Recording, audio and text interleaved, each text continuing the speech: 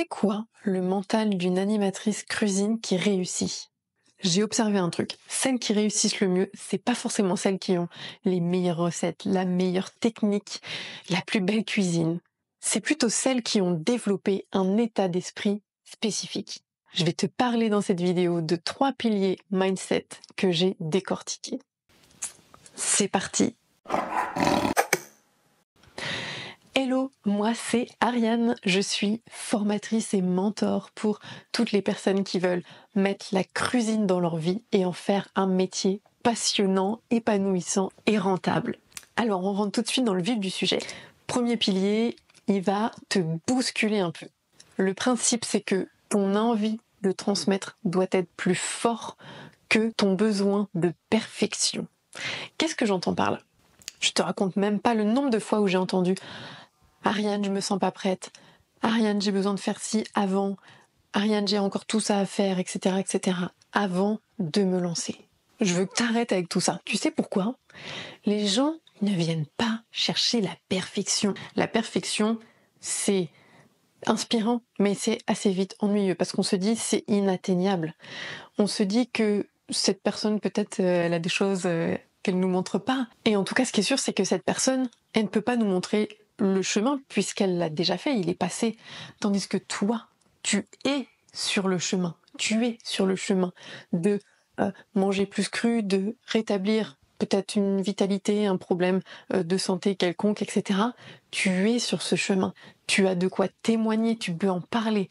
Et même si tu as encore de la fatigue parce que tu as une pathologie qui t'a fatigué, t'as fait un burn-out ou je ne sais quoi, ou peut-être que tu as encore du surpoids parce que ça peut prendre du temps avec le matériel hormonal qui se remet en route, etc. Mais en fait, c'est ok. Et la clé, ça va être derrière de l'assumer en beauté parce que tu vas non pas te concentrer sur oh, j'ai encore tout ça à faire avant d'eux, mais tiens, en fait, j'ai essayé ça, j'ai expérimenté ça, je suis en train de vivre ça. Comment est-ce que je peux le partager pour donner un déclic à quelqu'un, tout simplement? Et le fait que toi, tu sois en chemin rend la chose beaucoup plus intéressante. Parce que ce qu'il y a derrière ça, c'est de l'authenticité, de la vulnérabilité. Et c'est hyper important pour nouer un lien de confiance avec tes clients, de jouer cette carte-là, de l'authenticité et de la vulnérabilité. Attention, on ne dit pas tout, dans le sens, il y a des choses personnelles, simplement, mais d'être transparente sur les choses qui importent vraiment par rapport à ce que toi tu veux transmettre. Et l'idée, c'est que les gens puissent se dire « Waouh, si elle y arrive, mais moi aussi en fait. Moi aussi je peux prendre ce chemin-là. Moi aussi je peux, je sais pas moi, peut-être que tu as résolu des migraines, travaillé sur ton transit, même si c'est pas encore parfait, j'en sais rien. Tu vois, tu peux parler de tout ça. Et ça c'est hyper inspirant, c'est génial. Les animatrices qui ont compris ça, elles réussissent parce qu'elles sont en mission. Elles ont compris qu'il y avait quelque chose de plus important que leur ego ou même leur peur du jugement. Alors, question pour toi.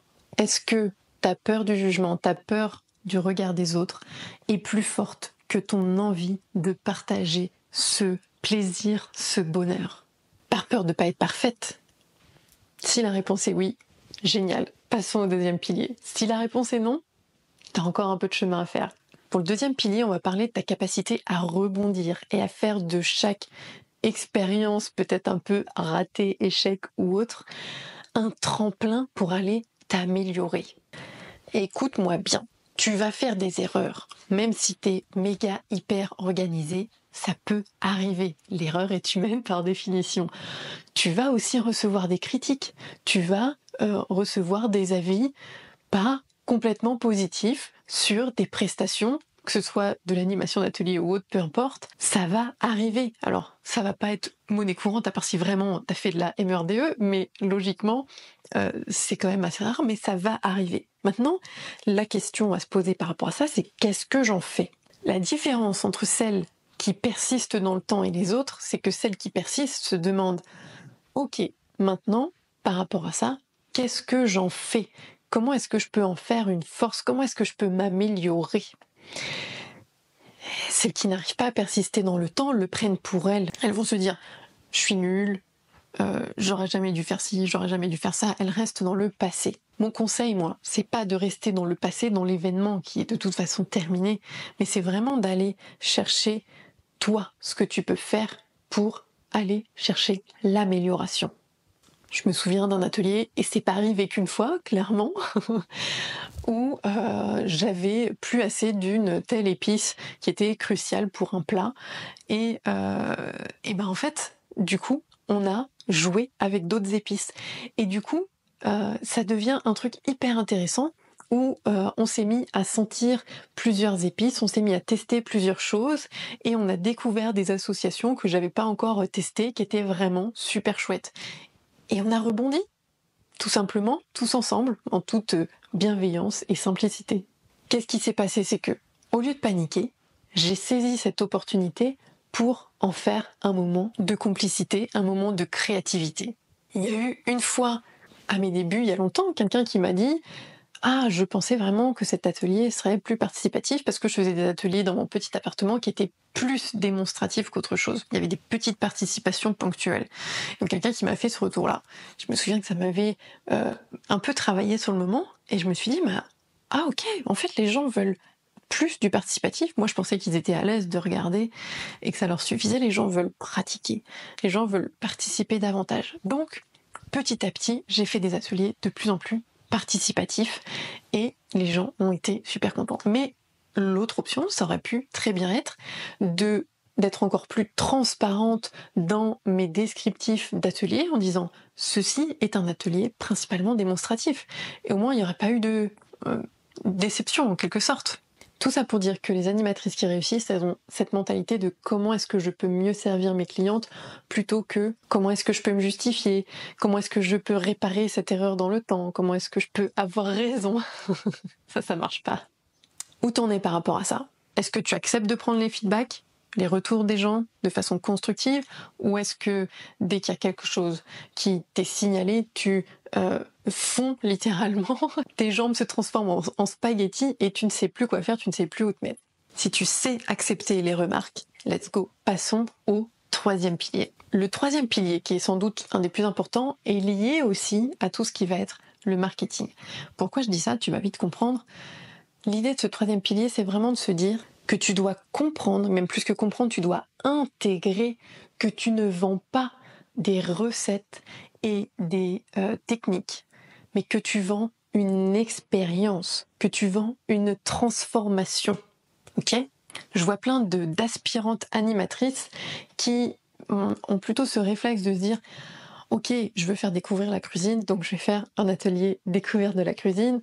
Je veux faire un atelier pâtisserie parce que j'aime ça, donc je vais faire un atelier pâtisserie crue. » Au lieu de penser comment est-ce que je peux résoudre le problème principal de mes clients.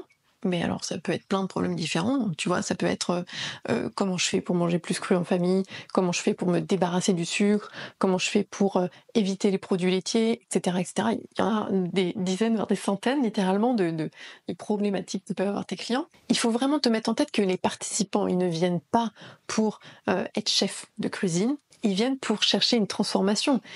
Ne serait-ce que les liens que tu peux tisser pendant un atelier, ça peut être méga important de plus être seul, de pouvoir rencontrer d'autres personnes, pourquoi pas échanger un numéro pour se revoir et ça c'est aujourd'hui on a vraiment besoin dans notre monde hyper tu vois là on échange par écran interposé donc mais en plus de ça, en plus du contact je dirais humain, les gens viennent vraiment pour chercher une transformation une meilleure énergie, une meilleure digestion, je sais pas moi, plus de souplesse dans les articulations, moins de migraines, j'en sais rien. Donc, concentre-toi surtout sur le pourquoi et non pas le comment. D'accord ? Plutôt que de te dire comment je peux faire pour transmettre des recettes de pâtisserie crue, pose-toi la question de pourquoi est-ce que je vais leur transmettre ces recettes de pâtisserie crue ? Qu'est-ce qu'il y a derrière ?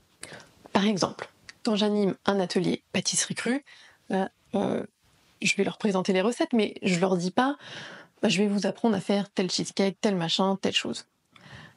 Il y a tout alors ça dure 1 minute ou 2, il n'y a pas besoin d'en faire des caisses, mais il y a un storytelling, une promesse derrière qui leur explique que aujourd'hui, vous allez repartir avec des desserts sans sucre qui vont vous permettre de faire plaisir à tous vos proches parce que il n'y aura pas ce gros pic glycémique et cette grosse fatigue derrière et pas de sucres raffinés qui sont vraiment dégueux pour la santé. Est-ce que tu vois la différence? Dans le premier cas, j'ai parlé technique. Dans le deuxième cas, j'ai parlé transformation.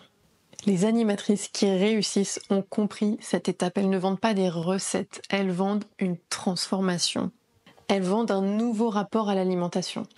Elles vendent de la confiance en soi.